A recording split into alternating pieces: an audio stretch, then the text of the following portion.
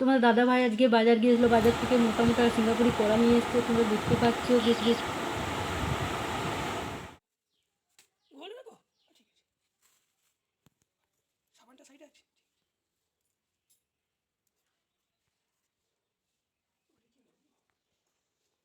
Hello friend, তোমরা কেমন আছো? আশা করি ভালো আছো।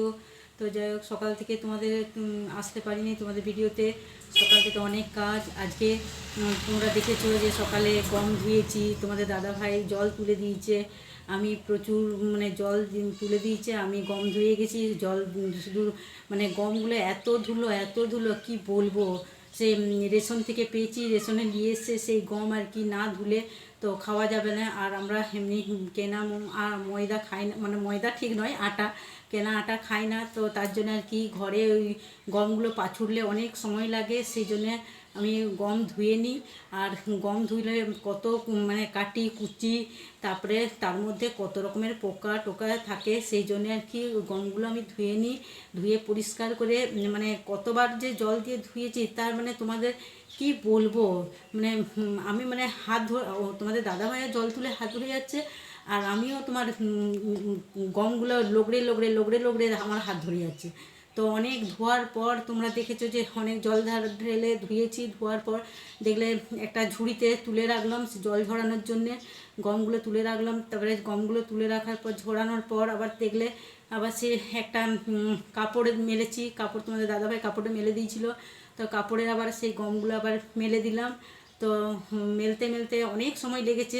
গম যেদিন ওই গমের কাজ করি না সেদিন অনেকটা সময় সকালবেলায় লেগে যায়, তার বাকি কাজগুলো করার অনেক দেরি হয়ে যায়। তো আজকে দেখলে যে অনেক গম মানে প্রায় 6-7 কেজির মতন গম ছিল, তো সেগুলো সব মেলেছি, মানে ধুয়ে মেলেছি। তো মেলার পর তোমরা অন্য অন্য কাজগুলো যে করেছি তোমাদেরকে তুলে দেখাতে পারিনি, কারণ অতটা সময় হয়নি। তো মনে হলো যে আজকে এখন দুপুরটা মানে এখন ফাঁকা আছে, তা একটু তোমাদের সঙ্গে শেয়ার করি কথাবার্তা। আর মিড ডে মিলে কী কী জিনিস নিয়ে এসছে তোমাদের সঙ্গে দেখায়, তো সেই জন্য তোমাদের কাছে এখন এসছি। তো মিড ডে মিলে আজকে দিয়েছে তোমাদের দাদাভাইয়ের কথা বলছি, তোমাদের দাদাভাই সকাল থেকে আজকে প্রচুর প্রচুর প্রচুর খেটেছে। তো সকালে উঠে আজকে করেছে, এক জায়গায় যোগাযোগের কাজ ছিল সেখানে গেছে। তো সেখান থেকে মানে না ভুল, তোমাদের দাদাভাই সকালে উঠে আগে বাজার করে এসছে, বাজার করে আসার পর আবার দুটি জলখাবার খেয়ে আবার গেছে দেখাশোনায় যাওয়ার পর আবার তোমার দাদাভাই এসছে 11টার সময়। আবার 11টার সময় আসার পর তোমাদের দাদাভাই একবার গেছে আমার মেয়ের আর কি যে ব্যাংকে অ্যাকাউন্টে যে টাকা ঢুকে কন্যাশ্রী, তারপরে তোমার কন্যাশ্রী টাকা ঢুকে সেই টাকা দেখতে গেছে। ওবিসি কন্যাশ্রী এই দুটো টাকা ঢুকেছে নাকি সেই ব্যাংকে। আমাদের একটা যে আমাদের একজন দিদি আছে, সে ঘরের মধ্যে সে এইসবের ব্যাংকের কাজ করে, তো তার কাছে গেছে মেয়েকে নিয়ে। তো মেয়েকে নিয়ে যাওয়ার পর সেখানে দেখেছে, সেখানে বলছে যে না ব্যাংকে যেয়ে দেখতে যে টাকা ঢুকেছে না ঢুকে নাই। তো মেয়েকে নিয়ে চলে এসছে, তা মেয়ে বাড়িতে রেখে দিয়ে গেছে। তারপরে তোমাদের দাদাভাই আবার ব্যাংকে গেছে দেখতে, ব্যাংকে যেয়ে দেখছে যে হ্যাঁ টাকা ঢুকেছে মেয়ের নামে। তারপরে আবার বাড়িতে চলে এসছে। তারপর তোমাদের দাদাভাই আবার গেছে মিড ডে মিলের স্কুলের জিনিস আনতে। তো স্কুলের আজকে মিড ডে মিলের জিনিস দেওয়া শুরু করেছে, আজও আছে কাল আছে। তো তোমাদের দাদাভাই কালকে হয়তো সময় পাবে কি পাবে না কোনো ঠিক নেই। তো সেই জন্য আজকে মিড ডে মিলের জিনিসগুলো আনতে গিয়েছিল। তো আজকে তোমার দাদাভাই মানে কি বলবো, একটু বসবার পর্যন্ত সময় পায় না। তারপরে মিড ডে মিলের জিনিসগুলো এনেছে। তো তোমরা তো দেখেছো কী কী জিনিস এনেছে। আজকে এনেছে চাল আর চিনি, সয়াবিন, একটা সাবান, আলু আর মুসুর ডাল, আর দিয়েছে আয়রন ট্যাবলেট আর কোশ্চেনপত্র। মানে এখন তো পরীক্ষা হচ্ছে না, স্কুল বন্ধের জন্যে, লকডাউন তো সবই জানো। তো সেই জন্য আর কি কোশ্চেনপত্র দিয়ে দিয়েছে বাড়িতে তৈরি করে, সেগুলো আবার জমা দিতে হবে। তো তোমাদের দাদাভাই এগুলো সব এনেছে। তারপরে তোমাদের দাদাভাই আবার ব্যাংকে গেছে। আমাদের বাড়ি ভাড়া মানে যে মালিক সে বাইরে থাকে, তো তার জন্য তাকে অ্যাকাউন্টের দ্বারাই তাকে সব টাকা পাঠিয়ে দিতে হয়, বাড়ি ভাড়ার টাকাটা। তো আবার তোমার দাদাভাই ব্যাংকে আবার গেছে অ্যাকাউন্টের বাড়ি ভাড়ার টাকা দিতে। তো যাই হোক টাকা দিয়ে এসে তখন এসছে 1টা বাজছে, বাড়িতে এসছে। তারপরে খাওয়া দাওয়া একটু স্নান করে আবার তোমাদের দাদাভাই গেছে 2:30টার সময় আবার একটা দেখাশোনা। তো তোমাদের দাদাভাই আজকে সারা দিনের একটুও সময় পায়নি একটুও বসতে। তো প্রচুর প্রচুর প্রচুর পরিশ্রম করেছে।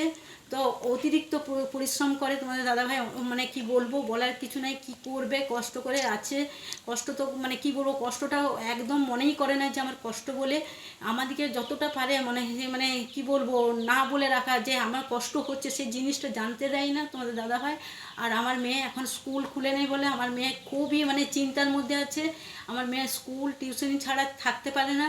তো যে স্কুল টিউশনি নেই বলে তাই মনে করছে যে মা কি করব কখন যে খুলবে স্কুল টিউশন তার নেই ঠিক।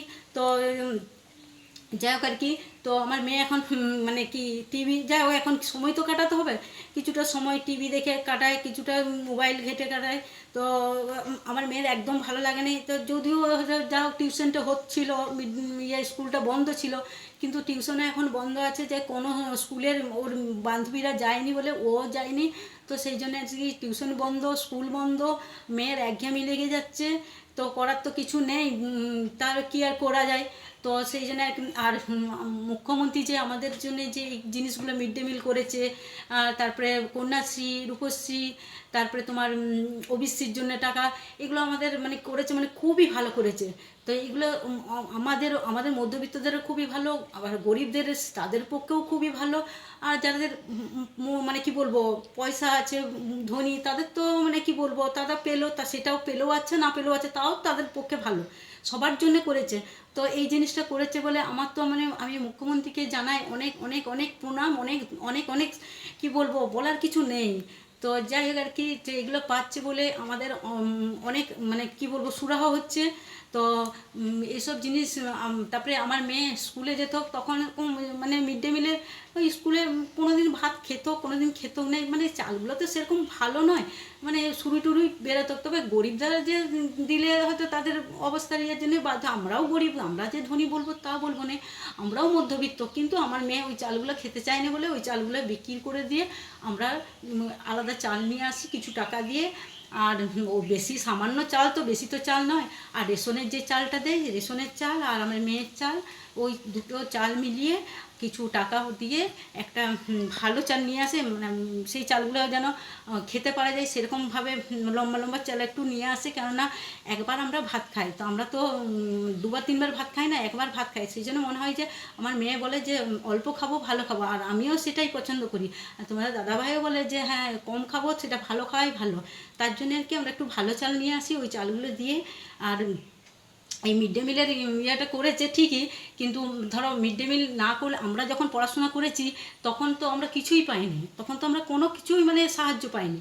এখন তো তাহলেও মানুষ মানে মেয়েরা অনেক সাহায্য পাচ্ছে, যে স্কুলে দিচ্ছে, ব্যাগ দিচ্ছে, বই দিচ্ছে, খাতা দিচ্ছে, তারপরে তোমার সাইকেল দিচ্ছে, ওবিসির টাকা দিচ্ছে, কন্যাশ্রী দিচ্ছে, রূপশ্রী দিচ্ছে।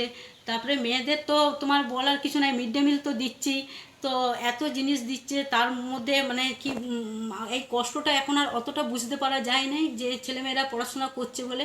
আর আমাদের বেলায় তখন পড়াশোনা করতাম খুব কষ্টের মধ্যে, তখন মানে ভালোভাবে মানে কি বলবো খেতে পাই নাই। যদিও খেতে পেয়েছি কোনো দিন, আবার টিফিন তো কোনো দিন নিয়ে যেতেই পারি নাই, কেননা টিফিন তো নিয়ে যাওয়া সম্ভব নয়। কেননা তখনকার দিনের মানুষের অভাব জিনিসটা খুব বেশিই ছিল, একজনকে দিলে হবে না, আমরা 3 ভাই বোন ছিলাম, তো 3 ভাই বোনকেই সেটা দিতে হবে। কোনো দিন হয়তো কেমনও হয়তো নিয়ে যেতাম সামান্য পয়সা, আর কোনো দিন হয়তো নাও নিয়ে যেতাম যুক্ত নেই। তো তখন তো আর মিড ডে মিলের ব্যবস্থাটা থাকে না।